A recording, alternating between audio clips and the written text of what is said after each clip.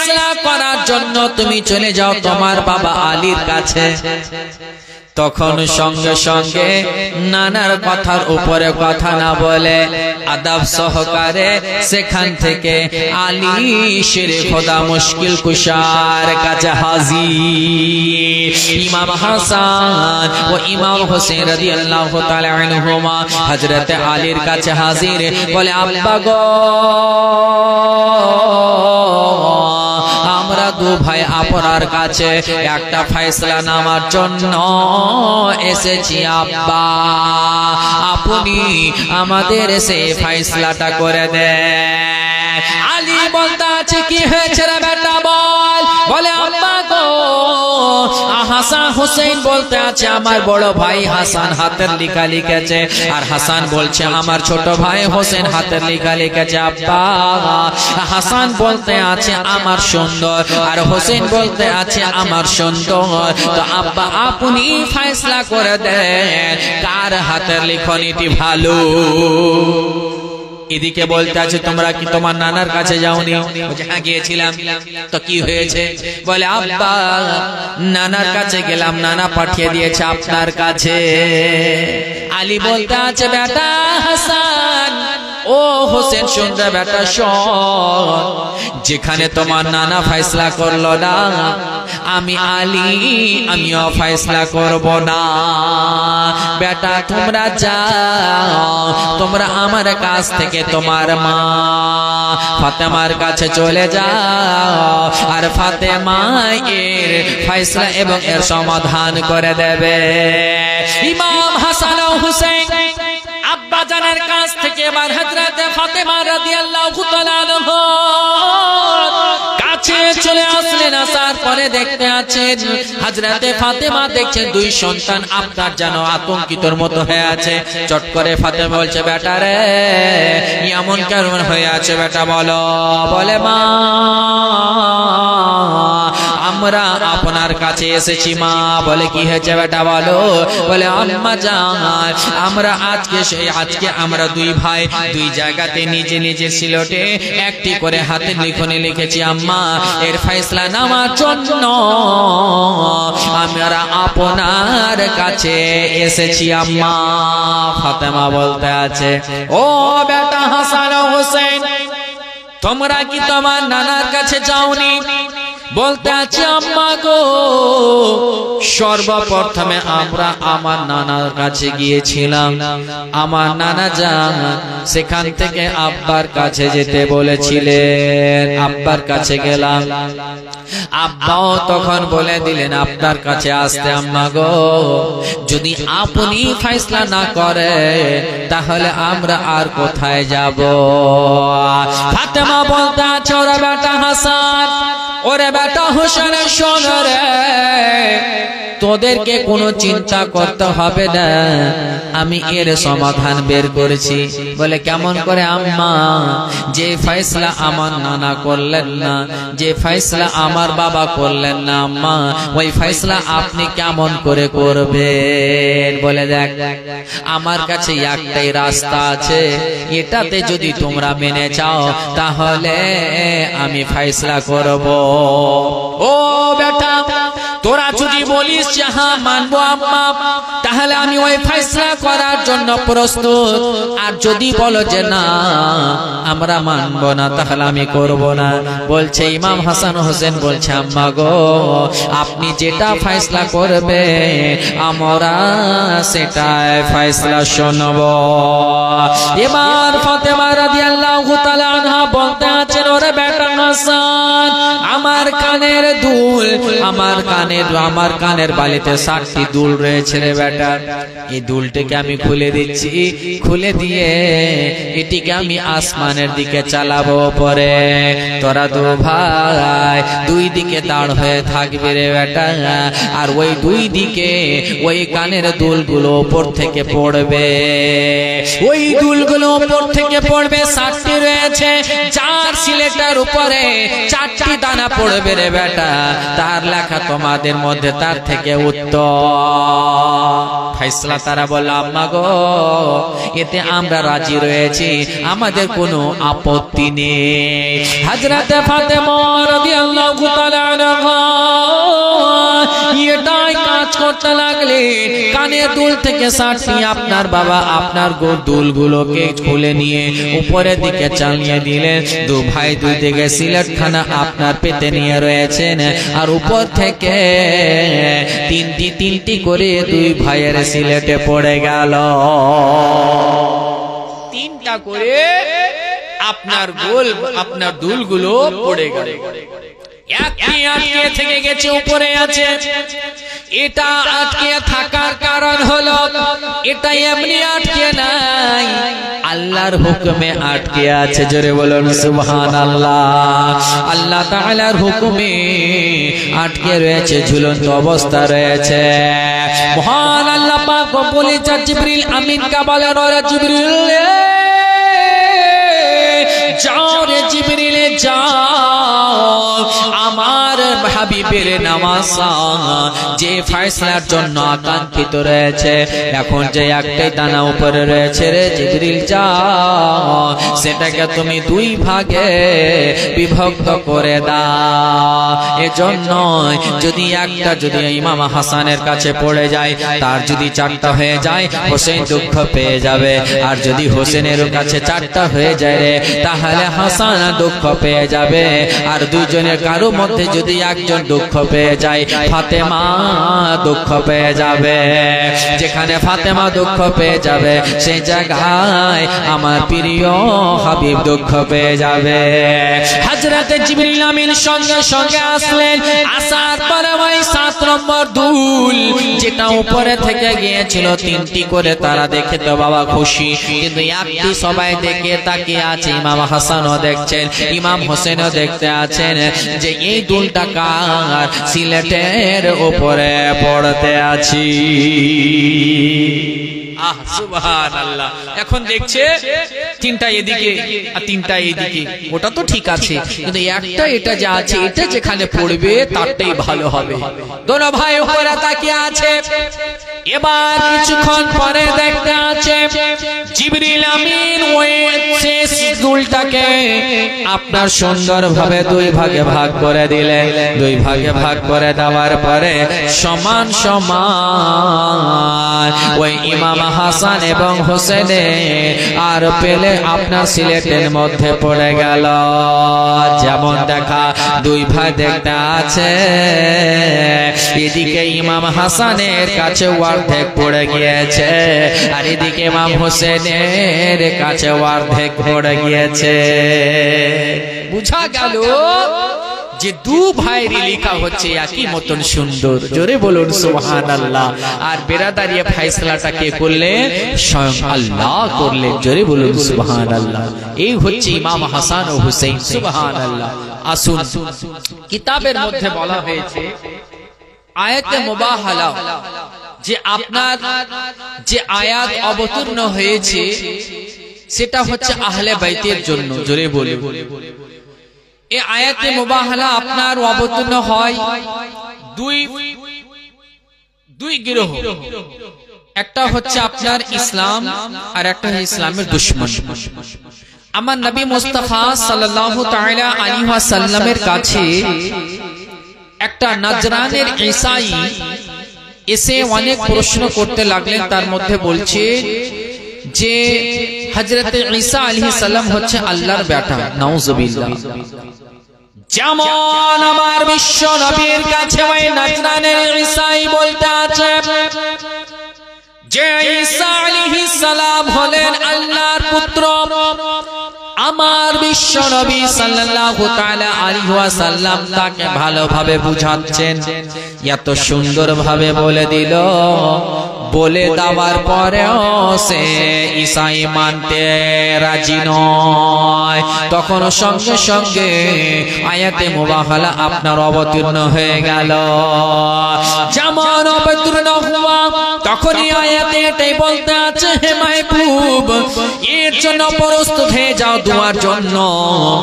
একদিকে তুমি নিজের খানদানকে নেবে, নিজের ঘরানাকে নেবে, আর সেও নিজের ঘরানাকে নেবে। এভাবে আমার বিশ্ব নবী ওই ঈসাইকে বলল যে শোনো শোনো, তাহলে শোনো, আমার ইসলাম হককে না তোমাদের হককে, এবার কার সত্য হবে? আমরা দুইজনে চলে, আমরা নিজের নিজের কাফিলা নিয়ে, নিজের নিজের ঘরানা নিয়ে ওই মাঠে গিয়ে দোয়া করব। ওই দোয়া করাতে যার দোয়া কবুল হবে, যার এক অপরের জন্য বা দোয়ার জন্য দোয়া করা হবে, যে মারা যাবে নিস্তনাবুদ হবে, তার ধর্ম হচ্ছে বেকার। এই বলার পরে ওই নাজরানে ঈসাই প্রস্তুত, বলে জি হ্যাঁ আমি রাজি।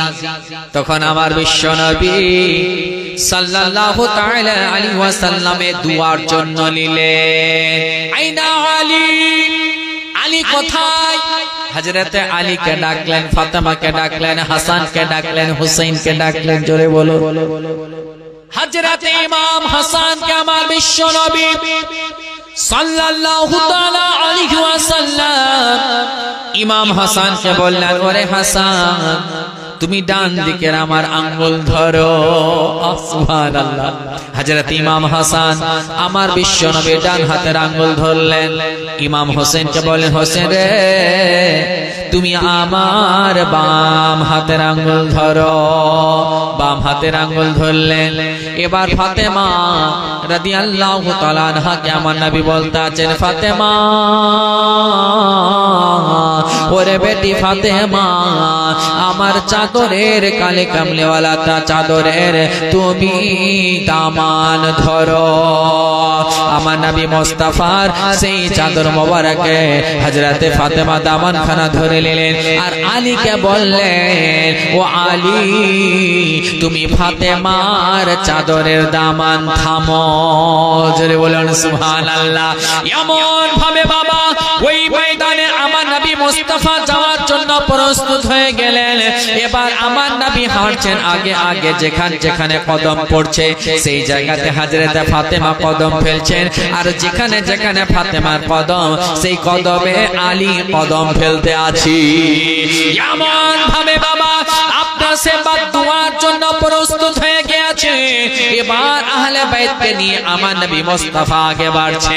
এক ডান দিকে ইমাম হাসান, বাম দিকে ইমাম হোসেন, পিছনে হযরতে ফাতেমা, আর তারপরে হচ্ছে হযরতে আলী শেরে খোদা মুশকিল কুশা। এমন প্রস্তুতিতে একজন আপনার ঈসাইদের পাদ্রী সে দেখে তাজ্জব হয়ে গেল। তখন বলতে আছে, ওরে ঈসাই শোনো, যেইভাবে মুহাম্মদ নিজের আহলে বাইতকে নিয়ে চলে আসছে দোয়া করার জন্য, এখন যদি দোয়া করে দেয়, আর দুয়ার সিস্টেমটা নবী মুস্তাফা বলে দিয়েছে, ও হাসান ও হোসেন ও ফাতেমা আলী শোনো, আমি দোয়া করব আর আমার পরে তোমরা বলবে আমিন। জোরে বলো। নবী যেখানে দোয়া করবে আর আহলে বাইত সেখানে আমিন বলবে, সে দুয়ার আপনার বাবা কতটা গুরুত্ব রয়েছে। আল্লাহর কাছে কারেন্টের চাইতেও আপনার অতি তাড়াতাড়ি কবুল হবে।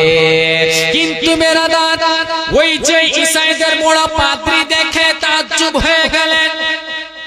ওই নাজরানের ঈসাই যে প্রস্তুত হয়েছিল মোকাবিলা করার জন্য, এবার ওই বড় পাদ্রী বলতে আছে, ওরে নাজরানের ঈসাই শোনো, তুমি কি দেখতে পাচ্ছ না এখন যেই সিস্টেমে যেমন পদ্ধতিতে মুহাম্মদ নিজের আহলে বাইতকে নিয়ে পাঁচ পাঞ্জাতন চলে আসছে, এখন যদি দোয়া করে দেয় আর যদি ইহুদিদের নাসরানীদের জন্য ঈসাইদের জন্য তোমাদের জন্য তাওহীদের জন্য দোয়া করে দেয়, কিয়ামত পর্যন্ত কোন নাসরানীদের পরিচয় থাকবে না। আল্লাহু আকবার।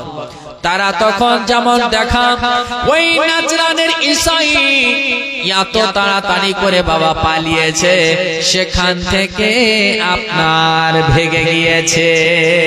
সুবহানাল্লাহ। এটাই তো হচ্ছে বেরাদার হক ওয়া বাতিল। ওয়াকুল জাআল হক ওয়া যাহাকাল বাতিল ইল্লাল বাতিল কানা যাহুকা। বেরাদার মুআজ্জাজ, তো হক যখন এসে যায় বাতিল মিটে যায়। এই তো হচ্ছে ব্যাপার। আজ আমাদের আহলে সুন্নাত ওয়াল জামাআত সব সময় নিজের দলিল পেশ করার জন্য, নিজের মাসলা মাসাইলের দলিল পেশ করার জন্য কোরআন হাদিস থেকে সব সময় প্রস্তুত, কিন্তু বাতিল ফিরকারা কখনোই প্রস্তুত থাকে না। বেরাদার মুআজ্জাজ, আজ বর্তমান বেরাদার সামনাসামনি যতক্ষণ পর্যন্ত মোকাবেলা না করবে ততক্ষণ পর্যন্ত কাকে পাহলওয়ান বলা যাবে না।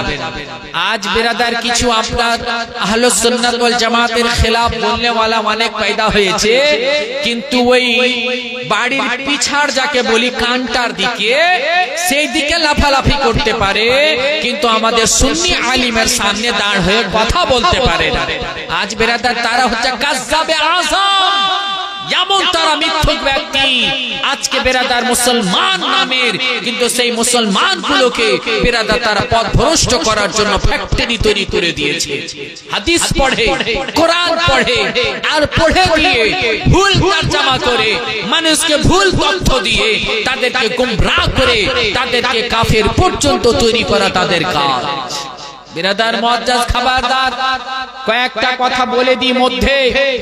আজ বর্তমান সমাজ যদি নিজের ঈমান বাঁচাতে হয়, যদি নিজের আকীদা বাঁচাতে হয়, তাহলে বেরাদার মুআজ্জাজ মুহতারাম, আপনারাও এখন বর্তমান মা বোন বাবাজি ভাই, আমরা সকলে প্রত্যেক মুহূর্ত যদি ব্যস্ততা না থাকি, তাহলে ফুরসাত সময়ে আমরা মোবাইল নিয়ে ব্যস্ত, ফেসবুকে ব্যস্ত, ইউটিউবে ব্যস্ত, হোয়াটসঅ্যাপে ব্যস্ত।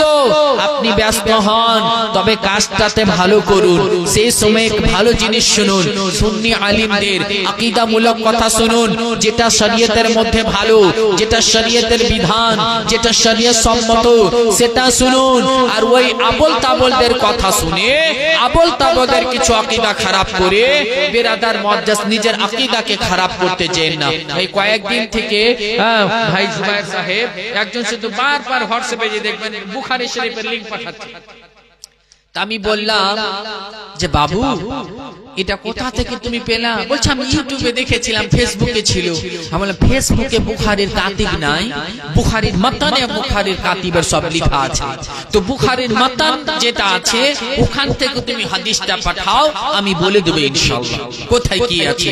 আর এই যে তোমার বাংলাতে লিখে এভাবে করে, কারণ যে ডক্টরই বুঝতে পারে কোনটা ডুপ্লিকেট 2 নম্বর ওষুধ আর কোনটা 1 নম্বর ওষুধ। সিরাপ দেখে আর প্রিন্ট দেখে তো শুধু বললে হবে না যেটা ভালো আর মন্দ। তো কথা হচ্ছে তারা এমন এমন কথা লিখবে আর ফালা ফালা হাদিসের নাম দিয়ে দিবে। এ বেরাদার মুআজ্জাজ মুহতারাম, কত সহজ নয় যে হাদিস পড়ে আর বুঝে গেলে কি বলতে চাইছে। আচ্ছা, কোরআন পাকে কোথাও কি আল্লাহ তাআলা বলেছেন যে 5 ওয়াক্ত নামাজ পড়ো? আল্লাহ বলেছেন আকিমুস সালাত, নামাজ পড়ো। কোন ওয়াক্তে নামাজ, কোন সময় পড়বে, কয় রাকাত পড়বে, হাদিস দেখতে হবে। হাদিস যখন এবার আসলে কেমন করে পড়তে হবে বেরাদার মুআজ্জাজ মুহতারাম, সেটা বুঝার ক্ষমতা লাগবে। তার জন্য আপনাকে ইলম অর্জন করতে হবে। ইলম অর্জন করে এবং আপনার ওস্তাদের কাছ থেকে সঠিকটা আপনাকে শিখে মানুষের কাছে পয়গাম পৌঁছাতে হবে। এটা হচ্ছে আপনার পদ্ধতি। জোরে জোরে গাজী জানে মুহতারাম। তো যাই হোক, বলছিলাম এই হচ্ছে বাতিল আর এই হচ্ছে হক। যখন আয়াত মুবাহালা আপনার নাজিল হলো, এখানে হক ও বাতিলের আপনার পরিচয় হয়ে গেল। সেটাই হচ্ছে ইসলাম, নবীর দাওয়া ইসলাম। জোরে বলুন সুবহানাল্লাহ। আর জি জানে মুহতারাম, আমার বিশ্ব নবী সাল্লাল্লাহু তাআলা আলাইহি ওয়াসাল্লাম হযরতে হাসান ও হুসাইন আর ফাতেমা আর আলীকে দিয়ে বললেন এরা হচ্ছেন আমার 5 পাঞ্জাতন, এরা হচ্ছে আহলে বাইত। জোরে বলুন সুবহানাল্লাহ। যারা এদেরকে ভালোবাসলো, যারা এদের সঙ্গে মহব্বত করলো, যারা যারা এদের সঙ্গে আন্তরিকতা ভালোবাসা রাখলো তাদেরকে আল্লাহ তাআলাও ভালোবাসবেন। জোরে বলুন সুবহানাল্লাহ। তবে বেরাদার মুআজ্জাজ একটা কথা বলি, আমি প্রথমে উঠে একটা কথা বললাম যে এক আমার নবী বলেছেন যে কোরআনকে ধরো আর আহলে বাইতকে ধরো। ফির এটা করিয়েন না যে কোরআনকে ছেড়ে দিয়ে শুধু আহলে বাইত। যদি এরকম যদি হয় তাহলে কেউ হয়ে যাবে রাফজি আর কেউ হয়ে যাবে আবার খারিজি, কারণ দুই দলে বিভক্ত হয়ে যাবে। তাহলে বেরাদার মুআজ্জাজ রাফজি হতে গেল বরবাদ, খারিজি হতে গেল বরবাদ। কামিয়াব যদি হবে তাহলে কে হবে? সেটা হচ্ছে আহলে সুন্নাত ওয়াল জামাত। জোরে বলুন সুবহানাল্লাহ। আমার বিশ্ব নবী সাল্লাল্লাহু তাআলা আলাইহি ওয়াসাল্লাম বলতে আছেন মান মাতা আলা হুব্বি আলে মুহাম্মদ মাতা মুমিন। জোরে বলুন সুবহানাল্লাহ। যেই ব্যক্তি নবীর আওলাদের মোহাব্বতে মারা গেল মাতা মুমিনান, সে মুমিন মারা গেল। জোরে বলুন ওয়া মান মাতা আলা হুব্বি আলে মুহাম্মদ সাল্লাল্লাহু তাআলা আলাইহি ওয়াসাল্লাম মাতা শাহীদা। আর যেই ব্যক্তি আলে নবীর আওলাদের মোহাব্বতে মারা গেল সে শহীদ মারা গেল। ওয়া মান মাতা আলা হুব্বি আলে মুহাম্মদ সাল্লাল্লাহু তাআলা আলাইহি ওয়াসাল্লাম। আর যেই ব্যক্তি নবী মুস্তাফার আওলাদের মোহাব্বতে মারা গেল বলছে মাতা আহলে সুন্নাত ওয়াল জামাত, সে আহলে সুন্নাত ওয়াল জামাতে মারা গেল। জোরে বলুন সুবহানাল্লাহ। আর যেই ব্যক্তি আহলে বাইতের বুগজ ও কিনাতে মারা গেল মাতা কাফিরা, সে কাফির হয়ে মারা যাবে, সে আপনার মুনকির হয়ে মারা যাবে। তো আহলে বাইতের সঙ্গে বুগজ কিনা করা চলবে না, মোহাব্বত করতে হবে। আজিজানে মুহতারাম, এবার আসুন বিশ্ব নবী সাল্লাল্লাহু তাআলা আলাইহি ওয়াসাল্লামের নিজের নওয়াজদের সঙ্গে মোহাব্বত এবার দিন বা দিন বাড়তে যাচ্ছে, চলে যাচ্ছে। আপনার যখন হযরতে ইমাম হোসেন রাদিয়াল্লাহু তাআলা আনহু যখন বয়স হয়ে গেছে 6, নবী মুস্তাফা সাল্লাল্লাহু তাআলা আলাইহি ওয়াসাল্লাম আপনার আসরের নামাজ পড়াচ্ছেন। আর হযরতে ইমাম হোসেন রাদিয়াল্লাহু তাআলা আনহু ওই মসজিদে নববীর দেওয়াল করে ধরে ধরে আস্তে আস্তে আসছে, নবীকে দেখতে আছে। বিশ্ব নবী সাল্লাল্লাহু তাআলা আলাইহি ওয়াসাল্লাম আমার নবী মুস্তাফা সাজদায় চলে গিয়েছেন। আর ইমাম হোসেন ওই মুহূর্তে আমার নবী মুস্তাফার কাঁধা মোবারকে চেপে গিয়েছে। আর নবী মুস্তাফার কাঁধাতে যে চেপেছে তিনি হলেন নবী মুস্তাফার নওয়াসা। নবী এক জায়গায় বলেন কে হোসেন আমার থেকে আর আমি হোসেন থেকে। জোরে বলুন সুবহানাল্লাহ। হযরত ইমাম হোসেন রাদিয়াল্লাহু তাআলা আনহু যেমন চেপে যাওয়া, তখন বেরাদার ফেরেশতা বলতে আছে এটা কি? তখন আল্লাহ তাআলা বলতে আছেন ও জিবরিল দাঁড়াও, এতে একটা রাজ রয়েছে। তখন কি রাজ? যাও মাহবুবকে বলে দাও যতক্ষণ পর্যন্ত হোসেন নিজের মারজিতে কান্দা থেকে না নেমেছে ততক্ষণ পর্যন্ত যেন না নামানো হয়। হযরত ইমাম হোসেন রাদিয়াল্লাহু তাআলা আনহু আমার বিশ্বনবী কান্দা মোবারকে আপনার চেপে রয়েছে, আমার বিশ্বনবী আপনার সাজদায় রয়েছেন। যেই সাজদাতে প্রতিদিন পড়া হয় 3 বার তাসবিহ, 5 বার তাসবিহ, 7 বার তাসবিহ, কিন্তু আজকে ইমাম হোসেন চেপে যাওয়ার জন্য 3 বার নয়, 4 বার নয়, 5 বার নয়, 7 বার নয়, বরঞ্চ 72 বার তাসবিহ তেলাওয়াত করলে।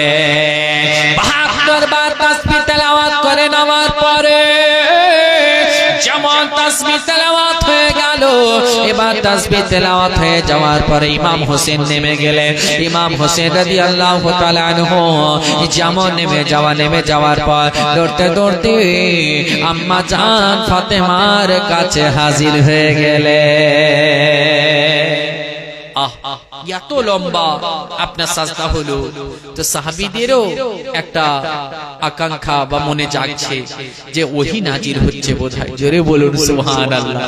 এত লম্বা সাজদা যে সাজদাতে আমার নবী মুস্তাফা 72 বার তাসবিহ তেলাওয়াত করেছে। ইমাম হোসেন মা ফাতেমাকে বলতে আছে আম্মা জান যেমন দৌড়ে এসেছে মা ফাতেমা বলতে আছে, ওরে বেটা হোসেন, এমন বলে তুমি তাড়াহুড়া কেন করে আসছো? বলে আম্মা গো, আজকে একটা বিশাল বড় ঘটনা হয়ে গিয়েছে।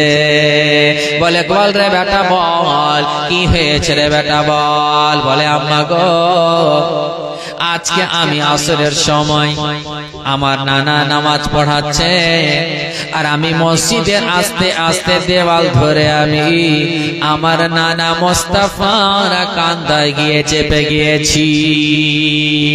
যেমন বলে দাও ফাতেমা বলতে আছে, বেটা হোসেন রে, তুমি এটা কেন করলে বেটা বল?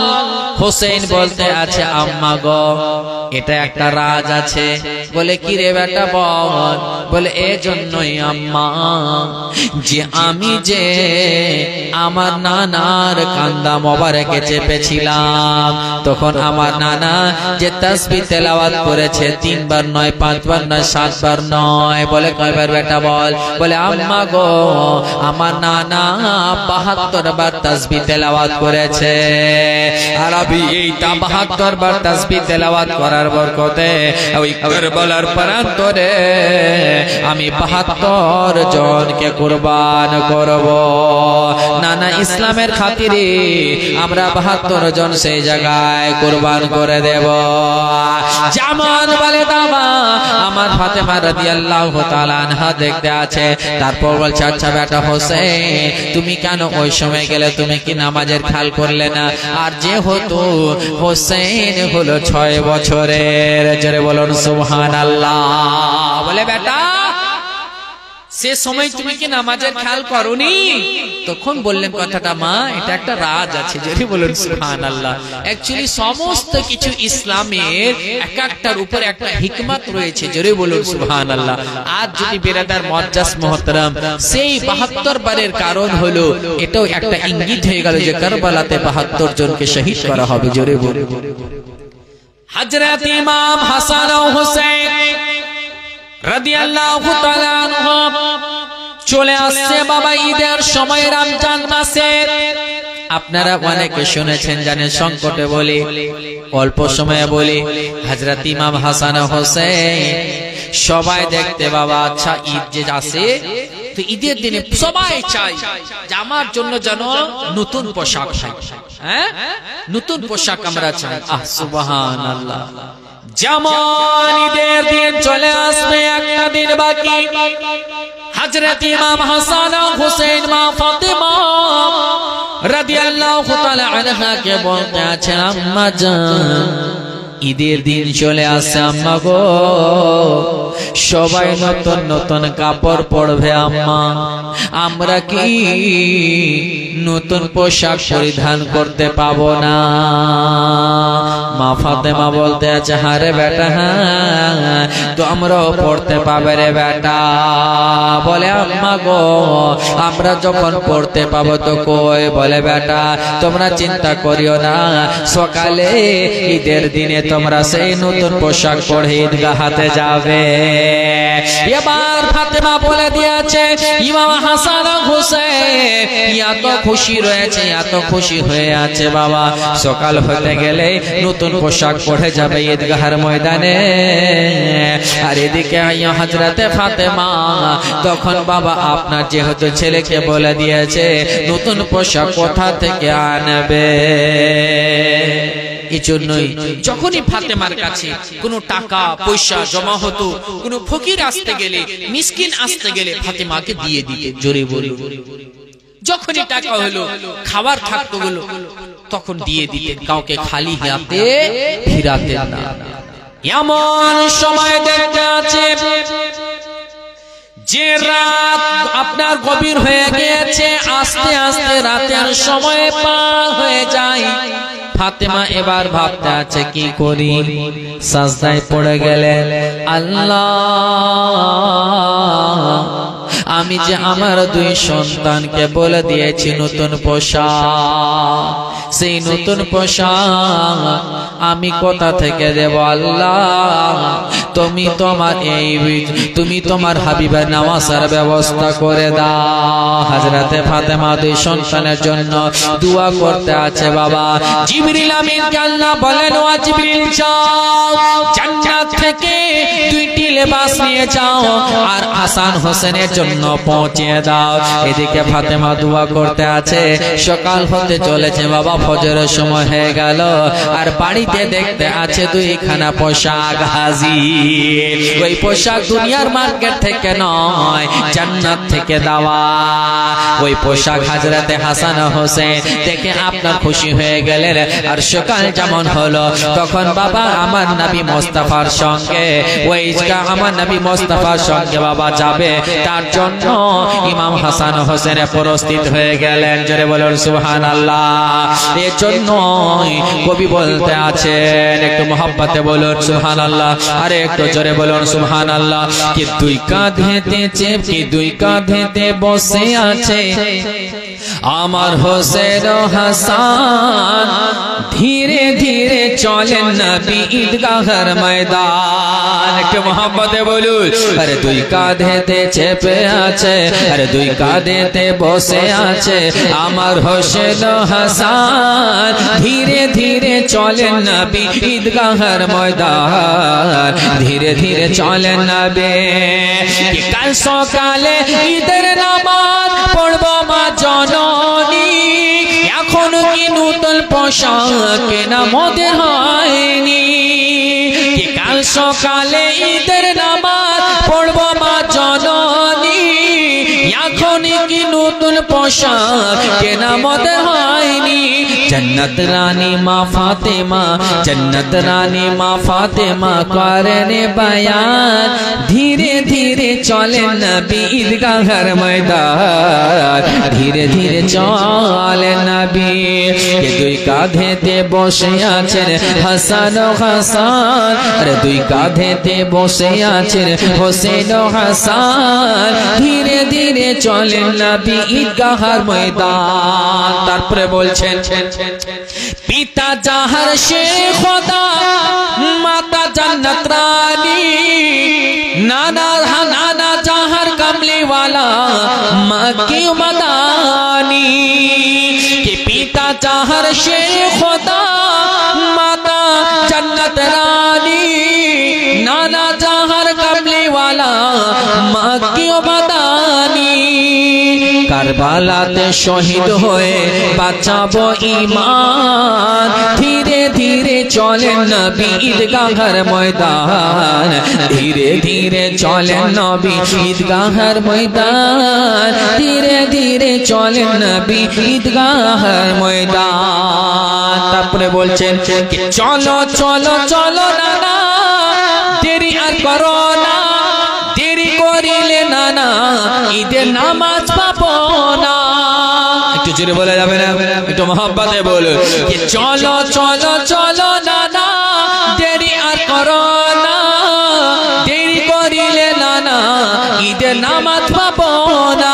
শোনো নাতি শোনো নাতি আমি তোমাদের নানা চান, শোনো নাতি শোনো নাতি আমি তোমাদের নানা চান, ইমামতি করব আমি রাসূলে আকরাম, ধীরে ধীরে চলেন নবী ঈদগাহর ময়দান, ধীরে ধীরে চলেন নবী ঈদগাহর ময়দান। দুই কাঁধেতে বসে আছে হাসান ও হোসেন, দুই কাঁধেতে বসে আছেন হোসেন ও হাসান, ধীরে ধীরে চলেন নবী ঈদগাহর ময়দান। এখানে অনেক বড় কথা আছে বাপ, যে রাস্তায় ইতিমকে দেখা হবে সেই ইতিমকে আমার রাসূল পাক সাল্লাল্লাহু আলাইহি ওয়াসাল্লাম দেখছেন, সবাই যাচ্ছে একটা ইতিম, দূরে ইতিম, একটা বেরাদার ঘুটা ধরে কান্না করতে আছে।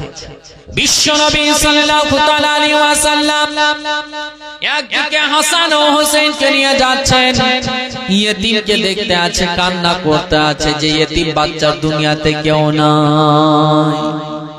মা ছিল মা মারা গেছে, বাবা ছিল বাবা নাই, ভাই ছিল ভাইও নাই, দুনিয়াতে যার কেউ নাই। যে ইতিম বাচ্চা আজকে যে ঈদের দিনের মা, একটা বাচ্চা মাকে বলে যায় আম্মা গো আমাকে ভালো কপালে সুরমা লাগিয়ে দিয়ে দাও আম্মা, আমি সুরমা মেখে সুন্দরভাবে সেজে গুজে ঈদগাহের ময়দানে ঈদের নামাজ পড়ার জন্য যাব। কে যার বাবা আছে বাবার কাছে হাত পেতে টাকা চায়, আব্বা গো আমি ঈদগাহের ময়দানে কোনো কিছু কিনবো। আব্বা বাবার কাছে নিয়ে নাই, বড় ভাই থাকতে গেলে হাত ধরে তার সঙ্গে ঈদগাহের ময়দানে যাবে। কিন্তু এমন একটা এতিম বাচ্চা রাস্তার ধারে বসে বসে কান্না করে, এমন কান্না করতে আছে, খাও বাবা আপনার দেখতে পাই না। আমার নবী মুস্তাফা সাল্লাল্লাহু তাআলা আলাইহি ওয়াসাল্লাম যাচ্ছেন রাস্তা দিয়ে, একদিকে হাসান একদিকে হোসেন রয়েছে, আর ওই এতিম বাচ্চাকে যেমন দেখা আমার নবী জিজ্ঞাসা করতে আছে, ওরে বাবু বলো বলো তুমি কেন কান্না করতে আছো বলো। বলে ইয়া রাসূলুল্লাহ ইয়া হাবিবাল্লাহ, নবী গো আজকে হচ্ছে ঈদের দিন, কিন্তু ঈদ হলো তাদের জন্য যাদের দুনিয়াতে সবার সব রিশতেদার আছে। বলে কেন তোমার কি হয়েছে? বলে হুজুর আমার দুনিয়াতে কেউ নাই, মা নাই, বাবা নাই, ভা নাই, বোন নাই, কেউ নাই আমার দুনিয়াতে। আমার নবী মুস্তাফা তাকে ধরলেন, ধরে উঠালেন, বলে আচ্ছা বলো আমি যদি তোমার বাবা হয় আর ফাতেমা যদি তোমার বোন হয় তুমি কি রাজি আছো? আর ইমাম হাসান হোসেন তোমার যদি ভাগ্নে হয় তুমি রাজি আছো? ওই বাচ্চা বলতে আছে ইয়া রাসূলুল্লাহ এর থেকে বড় রিশতেদার আর কি হতে পারে। এতিম বাচ্চাকে আমার নবী ঈদগাহ আগে গেলেন না, এতিম বাচ্চাকে সঙ্গে নিয়ে ফাতেমার কাছে নিয়ে আসলেন। বলে ফাতেমা বেটি রে, ওরে বেটি ফাতেমা এমন একজনকে নিয়ে এসেছি তোমার যে ভাই হলো রে বেটি ফাতেমা, তাকে তুমি সুন্দর করে লালন পালন করে বেটি তাকে তুমি গোসল করিয়ে দাও, সুন্দর করে তাকে পোশাক পরিয়ে দাও। হযরতে ফাতেমা রাদিয়াল্লাহু তাআলা আনহা সেই এতিম বাচ্চাকে এমন ভাবে বাবা গোসল করালে, সেই এতিম বলে যে কি যেমন আমার মা গোসল করাচ্ছিলেন তেমনি মা ফাতেমা আমাকে গোসল করিয়ে দিলে। আমার বিশ্ব নবী তখন বলে দেওয়ার পরে মা ফাতেমা গোসল করিয়ে দিলেন, তাকে কাপড় পরিয়ে একদিকে হাসান হোসেন আর সঙ্গে সে এতিম বাচ্চাকে নিলে। ওই বাচ্চা বাবা এত খুশি, এত আনন্দিত, এত খুশি, এত আনন্দিত যে আজ সেই দিনের মতো সে কোনোদিন খুশি পায়নি। কেন পাবে না? এর জন্য যে খুশি সঙ্গে নিয়ে যাচ্ছেন তিনি হলেন রাহমাতুল লিল আলামিন। সুবহানাল্লাহ, আমার নবীর সঙ্গে যাচ্ছে ঈদগাহর ময়দানে, যার দুনিয়াতে কেউ ছিল না তার ছিল রাসূলুল্লাহ। জোরে বলুন সুবহানাল্লাহ। কাল কিয়ামতের ময়দানেও যখন কেউ কারো থাকবে না, সবাই নফসি নফসি, তো কে সাহারা থাকবে? রাসূলুল্লাহ। জোরে বলুন। যে নবীকে আমরা ভুলে থাকি, সুবহানাল্লাহ, যে বিশ্ব নবী সাল্লাল্লাহু তাআলা আলাইহি ওয়াসাল্লাম আমার দয়ার নবী মুস্তাফা এই দুনিয়ার বুক থেকে যখন আপনার বিরাদার মুআজ্জাজ মুহতারাম 10 হিজরি যখন হয় আমার নবী এই দুনিয়া থেকে পর্দা করছে।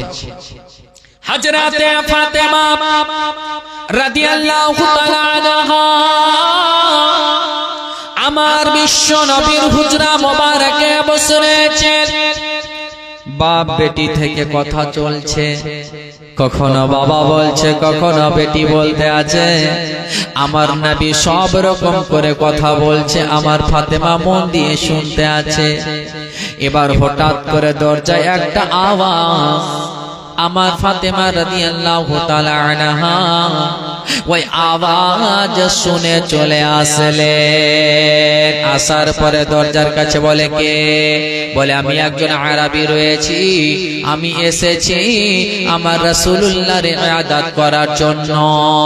ফাতেমা বলতে আছে যাও যাও, আজকে আমার আব্বা জান অসুস্থ রয়েছে, আজকে অনেক ব্যস্ততা রয়েছে, তুমি কালকে এসো। আবার আবার ওই আরবি চলে গেলেন। আবার বাবা ফাতেমা এবং আমার নবী মুস্তাফা কথাবার্তা বলতে আছেন। আগামী দিন হয়ে গেল, আবার কথা বলতে বলতে দেখতে আছে দরজায় ঠক ঠক করে আওয়াজ। ফাতেমা বলতে আছে, কে? বাইরে থেকে আওয়াজ আসছে, বলে আমি আরবি যে গত কালকে এসেছিলাম। আবারও ফাতেমা বললেন, যাও আজকে না কালকে এসো। আবার চলে গেল। আবার আমার নবী মুস্তাফার কাছে ফাতেমা বসে আছে। আমার নবী মুস্তাফার বয়ান শুনে ফাতেমা বলতে আছে, আবার তৃতীয় দিন হয়ে গেল, আবারও দরজায় দেখছে ঠক ঠক করে আওয়াজ। বলে কিসের আওয়াজ? তখন ফাতেমা আসলেন। আসার পরে বলে, কে? বলে আমি আরবি যে 3 দিন ধরে আসতে আছি। বলে আজকে যাও, যেমন বলে দেওয়া। আমার নবী মুস্তাফা বলতে আছে, ও বেটি ফাতেমা, কে আছে রে বেটি বল। ফাতেমা রাদিয়াল্লাহু তাআলা আনহা আব্বাকে গিয়ে বললেন, আব্বা গো, ওগো আব্বা, 3 দিন ধরে একজন আরবি চলে আসছেন আপনার ইবাদতের জন্য। আমি 3 দিনে ঘুরিয়ে পাঠাচ্ছি।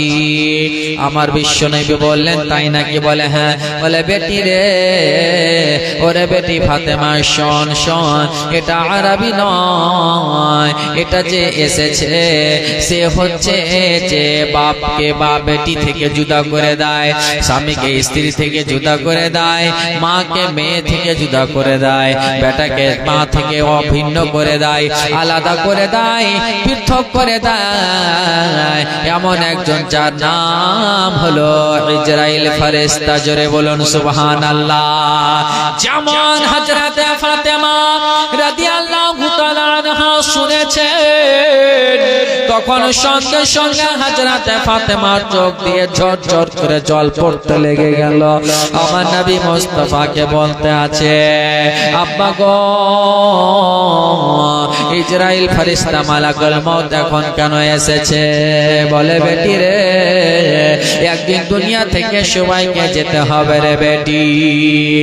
এর আগে একবার আমার ফাতেমাকে আমার বিশ্বনবী আগে বলে দিয়েছিল, বেটি ফাতেমা, আমি দুনিয়া থেকে যাওয়ার পর তুমি 6 মাস পরে পরে, আমার ইন্তেকালের 6 মাস পরে তোমারও বেটি ইন্তেকাল হয়ে যাবে।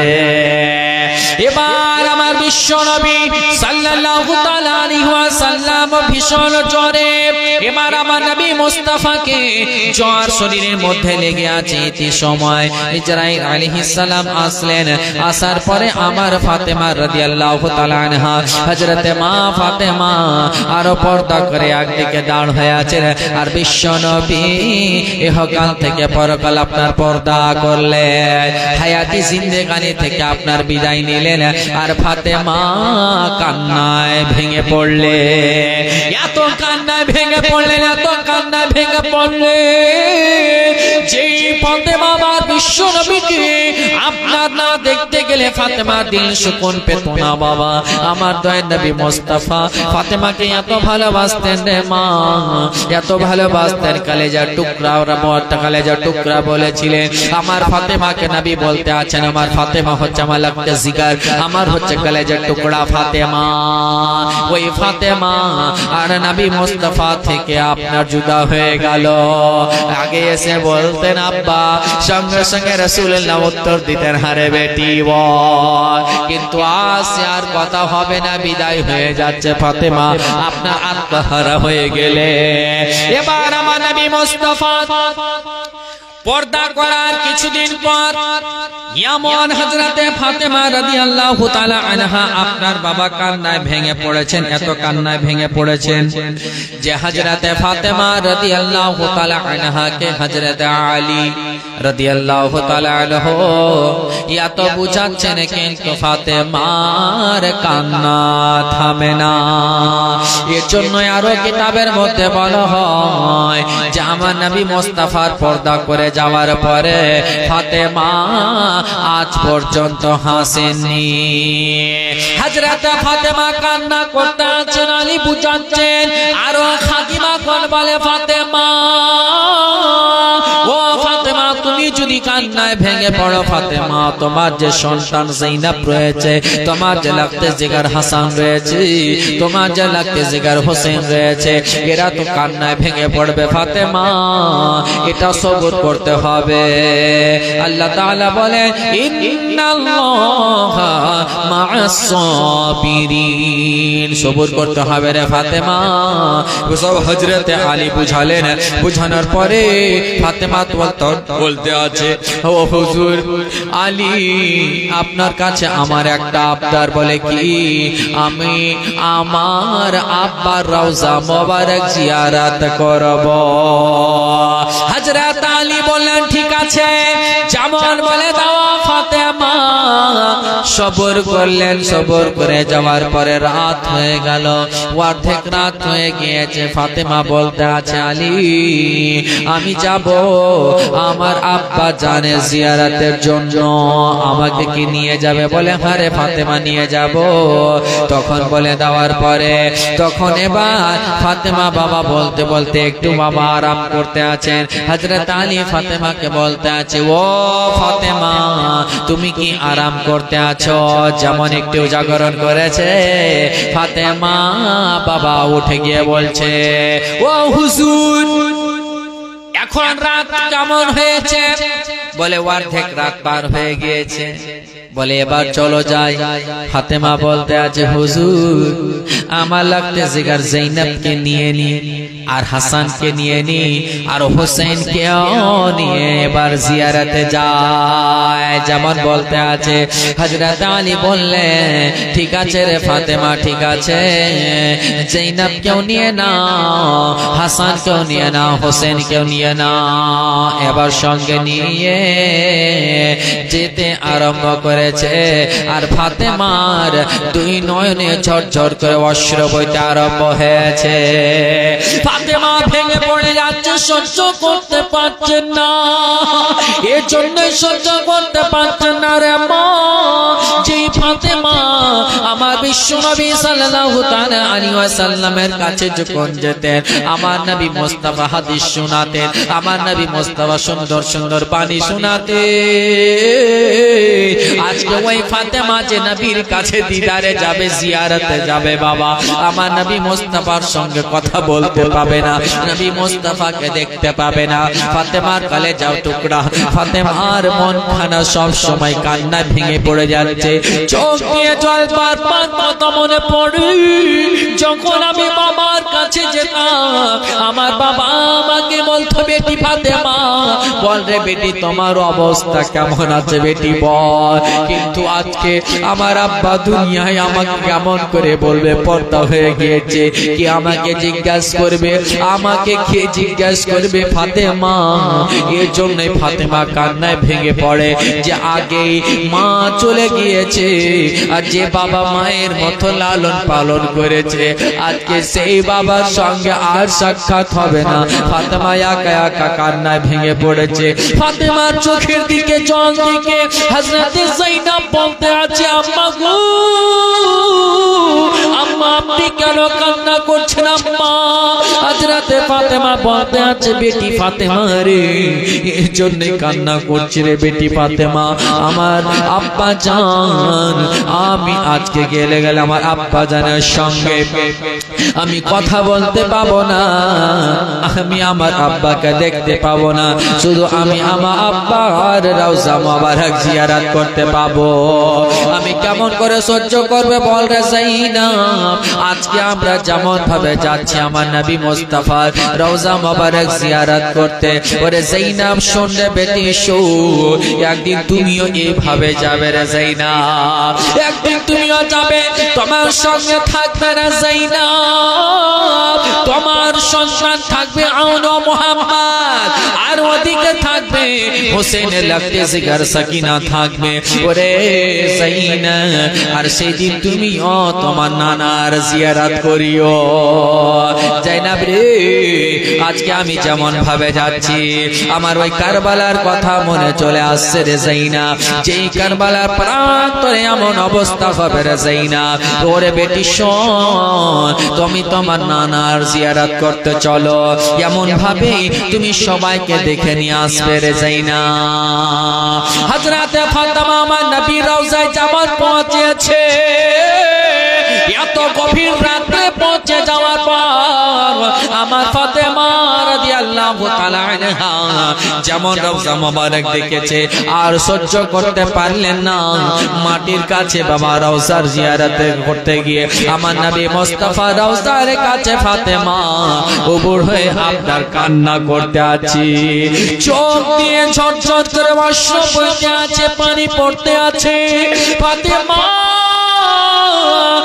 বাবা আপনি এত ভেঙে পড়েছে, এর জন্য ফাতেমা আমার নবীকে এত ভালোবাসতেন, এত ভালোবাসতেন, নিজের জানের চাইতেও নবীকে ভালোবাসতেন। জোরে বলুন সুবহানাল্লাহ। কেন বাসবে না?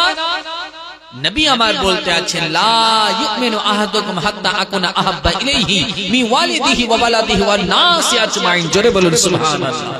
নবী আমার বলছে কি তোমাদের মধ্যে কেউ মুমিন ততক্ষণ পর্যন্ত হতে পারবে না যতক্ষণ পর্যন্ত সে নিজ পিতা মাতা, নিজ ছেলে মেয়ে এবং ওয়ান্নাসি আজমাইন সমস্ত লোকের চাইতে বেশি আমাকে ভালো না বেসেছে। জোরে বলুন সুবহানাল্লাহ। এ আজিজানে মুহতারাম, আজকে আমি আপনি নবীর উম্মত আর ওটা হচ্ছে নবীর লাখত জিগার। জোরে বলুন সুবহানাল্লাহ। আমি আপনি যদি নিজের জানের থেকে নবীকে ভালোবাসি তাহলে ফাতেমা কতটা নবীকে ভালোবাসে। জোরে বলুন সুবহানাল্লাহ। আজিজানে মুহতারাম, যেই ফাতেমা আমার নবী মুস্তাফার কোলে মানুষ হয়েছে, যেই ফাতেমা আমার নবী মুস্তাফা সকাল সন্ধ্যা চেহারা দেখতে, যেই ফাতেমা আমার নবী মুস্তাফার কাছে আদর্শ শিখেছে, যেই ফাতেমা আমার নবী মুস্তাফার কাছে সিরাত শিখেছে, যেই ফাতেমা রাত ও দিন আমার নবী মুস্তাফার কাছে ইসলাম শিখেছে, সেই ফাতেমার কত মহব্বত হতে পারে। জোরে বলুন সুবহানাল্লাহ। আর সেই ফাতেমা আমার নবী মুস্তাফা, যে নবী মুস্তাফাকে দেখতে গেলে ফাতেমা আমার যখন আমার ফাতেমা নবী মুস্তাফা সাল্লাল্লাহু আলাইহি সাল্লাম যখন কোন সাহাবীদেরকে নিয়ে কথা বলতেন, আজওয়াজে মুতাহারাতকে নিয়ে কথা বলতেন, তো ফাতেমা আসতে গেলে আমার নবী মুস্তাফা ফাতেমার সম্মানে দাঁড়িয়ে যেতেন। জোরে বলুন সুবহানাল্লাহ। আর যখন আমার নবী মুস্তাফা হযরতে ফাতেমার বাড়িতে যেতে, তো ফাতেমা আমার নবী মুস্তাফার তাজিমে দাঁড়িয়ে যেতেন। জোরে বলুন সুবহানাল্লাহ। যে কথাগুলো ফাতেমা মনে পড়তে আছে আব্বা গো, যখন আমি আপনার কাছে সাক্ষাৎ করার জন্য আসতাম আব্বা, আপনার চেহারা দেখতে গেলে, আপনার সঙ্গে কথা বলতে গেলে আব্বা আমার সমস্ত ক্লান্তি দূর হয়ে যেত, মনের দুঃখ কষ্ট দূর হয়ে যেত। আজকে যেই নবী মুস্তাফাকে দেখতে গেলে আমার সমস্ত মনের দুঃখ বাসনা দূর হয়ে যেত। আজকে আমি যে নবী মুস্তাফা আব্বা গো আপনাকে দেখার জন্য যে আসতাম, এখন আর কাকে দেখবো? আমার নবীর জিয়ারত করতে এসে ফাতেমা এতই ভেঙে পড়ে যাচ্ছে। আলী বারবার ফাতেমাকে বলে, ফাতেমা তুমি যদি ভেঙে পড়ে যাবে ফাতেমা যায়েনবের কি হবে? ওরে ফাতেমা বলো, ও ফাতেমা তুমি যদি এত কান্নায় ভেঙে পড়ে যাবে ফাতেমা, ইমাম হাসানের কি হবে বলো? তুমি এত কান্নায় ভেঙে পড়ে গেলে রে ফাতেমা, ইমাম হোসেনের কি হবে বলো রে ফাতেমা? হযরতে ফাতেমা রাদিয়াল্লাহু তাআলা আনহা আমার বিশ্ব নবীকে সেই জিয়ারত করে সেখান থেকে আমার ফাতেমা এবার বাড়ি আসে। একবার মোহাম্মত জোরে পড়ুন, আল্লাহুম্মা সাল্লি আলা سيدنا مولانا محمد وعلى آل سيدنا مولانا محمد। যখন হযরত ইমাম হোসেন যাবেন আপনার কারবালা, তখন এটা আরজ করবেন কি? বলতে আছেন কে ও গো দয়ারে নানা জান, ও গো সরওয়ারে মদিনা। মোহাব্বতে বলুন সুবহানাল্লাহ। একটু জোরে সোরে বলুন কে ও গো দয়ারে নানা জান, ও গো সরওয়ারে মদিনা, ও গো দয়ারে নানা জান, वो गो सरवरे मदीना वो गो दयार नाना जान वो गो सरवरे मदीना वो गो दयार नाना जान वो गो सरवरे मदीना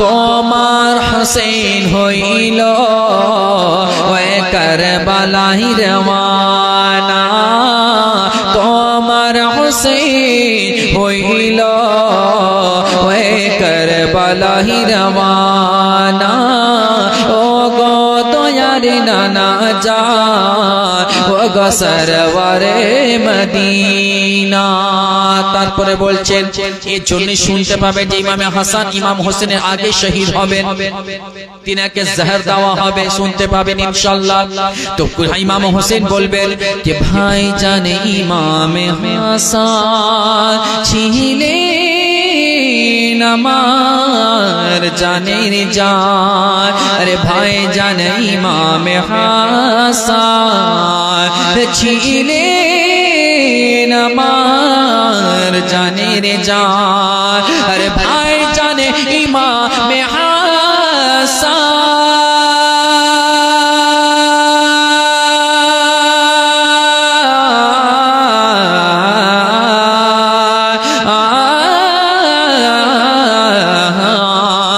আরে ভাই জানে ইমামে হাসান ছিলেন আমার জানের জান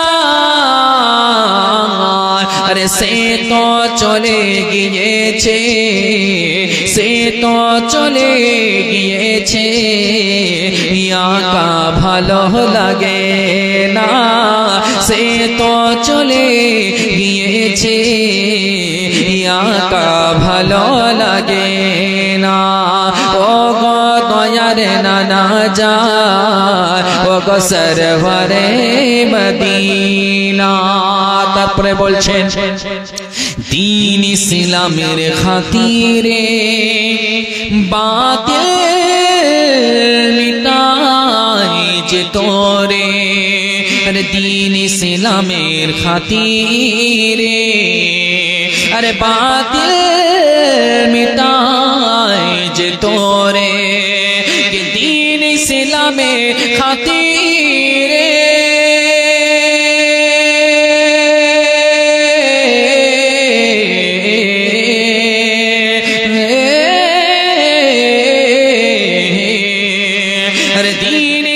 मेरे खातिरे अरे बातिल मिटा जे तोरे अल्लाह राहे काटाबो अल्लाह राहे काटाबो आमार गला